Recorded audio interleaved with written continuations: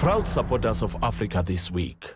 Engine, with us, you are number one. In Lagos, Wale Famurewa discussed a new code of governance for Nigeria's listed companies. The code was implemented this week. Essentially, what the new SEC code does is to recognize the board as the very heart of the corporate governance system and actually seek to strengthen the board as well as its associated institutions. Right. Now, the other thing to realize is that, this is not the first code that will be issued by SEC. It's actually the second, the first being in 2003 when the ATEDO code, as it was known at the time, came into effect. Now, the way to talk about the requirements is to actually look at what are the key changes, right, that the new code, has introduced, and there are several of them. I can only highlight a few, Please, I imagine so. Please in this. The very first, key change is in terms of the level of compliance that is expected of all listed companies in Nigeria. Unlike the 2003 code, this code actually represents the minimum standard, meaning by implication that every company is actually expected to comply. Unlike in 2003 where it was just a statement of good practices, so you're right, encouraged to do it. So that's no longer going to be so effective tomorrow. The second major change is that it actually is more prescriptive in terms of what you can do and how you should actually go about it. For example, it lays down very clearly that on your board you should have a minimum of 5 people. It also says that you must have at least one independent non-executive director. Right. That's a specific change, and it is actually fundamental, in the scheme of in a corporate governance system. There are a number of other changes. For example, it actually seeks to strengthen what we call the assurance functions in the corporate governance system. Functions such as your internal audit, functions such as your risk management function, functions such as your internal control. Because at the end of the day, these are the institutions that the board relies upon to actually know and understand what is going on within the company, rather than what the CEO of the company tells the board. So these are some of the key changes introduced by the code. I mean, obviously, it's going to be challenging to implement this code. We have well over 200 companies listed on the NSE. Perhaps only about 50 are actively traded. But then, obviously, everyone has to comply if they want to remain listed. Absolutely. How challenging do you think it's going to be for companies to comply, and what are the key challenges in your view? Okay, the code actually represents significant change. And like all such change, you expect that there will be challenges. And there are challenges for operators, i.e. listed companies. There are also challenges for SEC, the regulator itself.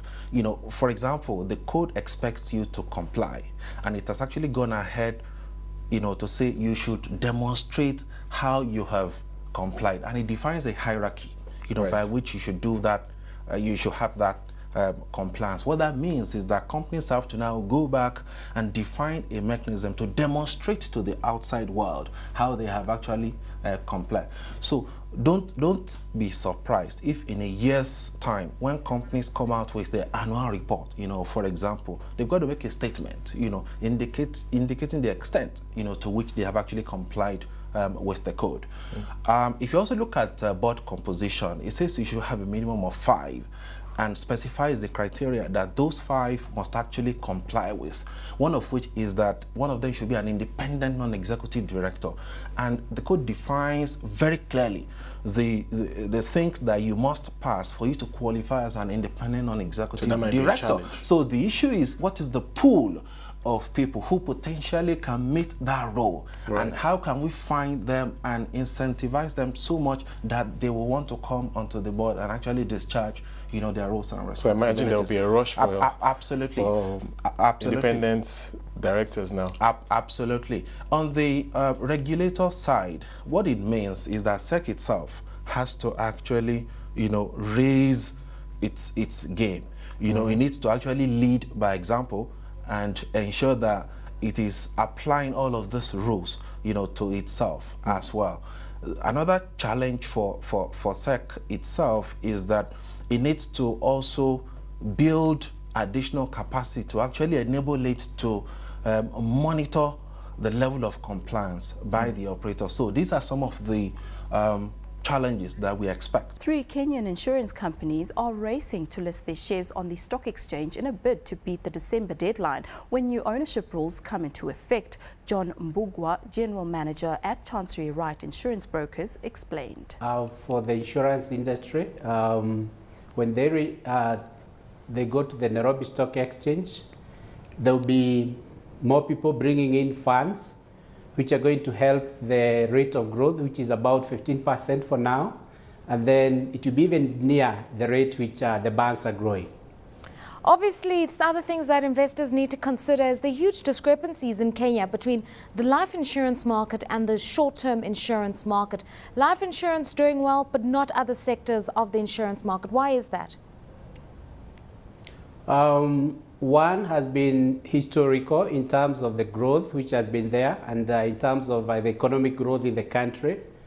Penetration rates are low in terms of life because you need people to have disposable income to be able to take a good uptake on the life insurance. But that's changing slowly, and as the insurance companies penetrate into the rural areas, there will be a bigger growth in that area. Consolidation is another major concern, Mr. Mbugua. Apparently, most insurers in Kenya are local entities, which is good for indigenous capital. But in terms of growing the entity, there is a call for more mergers and acquisitions with foreign players. Your view?